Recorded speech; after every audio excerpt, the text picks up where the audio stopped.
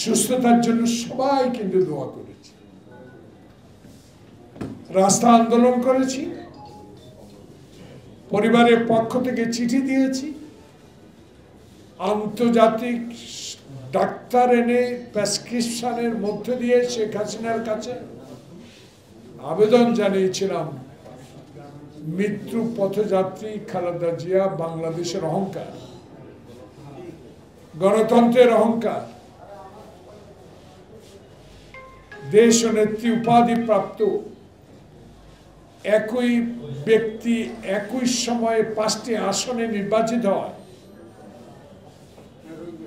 তার জীবন আজ বিপন্ন, তাকে বিদেশে চিকিৎসার জন্য পাঠাতে হবে। সে আন্দোলনের আমার দুই পাশের সৈনিকেরাও আপনারাও কত আবেদন করেছি, সে আবেদনের তোয়াক্কা করেন নাই। কিন্তু দেখেন, আল্লাহর রসুল, আমরা মুসলমান, বিশ্বাস যেটা করি, আল্লাহ রহমতে বেগম জিয়া সুস্থ অনেকটা, আর শেখ হাসিনা হিন্দুস্তানের অন্ধকার কক্ষে বলেন পলাতক হিসাবে এসে বিদেশে। এটাই তো সব আল্লাহ। তাই ডক্টর প্রফেসর মোহাম্মদ ইউনূস আর একজন ব্যারিস্টার, সরি আমি নামটা বলতে পারি, ইউনূস ইয়াং 30 বছর, আমার সালাম ভালো বলেছে, ভোট দিতে পারেনি।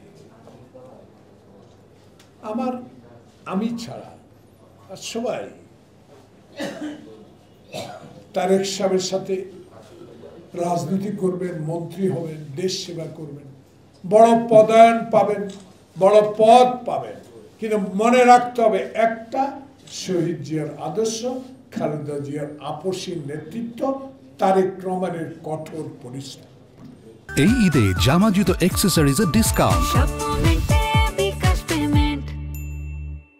কি পেলাম কি পেলাম না, কে নমিনেশন পাইলাম কি পাইলাম না, কে উপজেলার চেয়ারম্যান হইলাম না, পৌর মেয়র হইলাম না, উপজেলার বিএনপির প্রেসিডেন্ট হইলাম না, পৌরসভার সদস্য সচিব হইলাম না, কিচ্ছু আসে যায় না। একমাত্র অপরিহার্য ব্যক্তি তারেক রহমান, খালেদা জিয়া। এই প্রসঙ্গটা বললাম এর জন্য। প্রফেসর মোহাম্মদ ইউনূস সাহেব, আপনাকে নিয়ে অহংকার করি, ভালো লাগে, শিক্ষিত মানুষ, কিন্তু সকালে গ্রহণযোগ্যতা নিয়ে যখন এই পদটায় বসলেন, কিছু যেন একটা ঘটতেছে, কিছু যেন একটা সমস্যার সৃষ্টি হয়ে গেছে।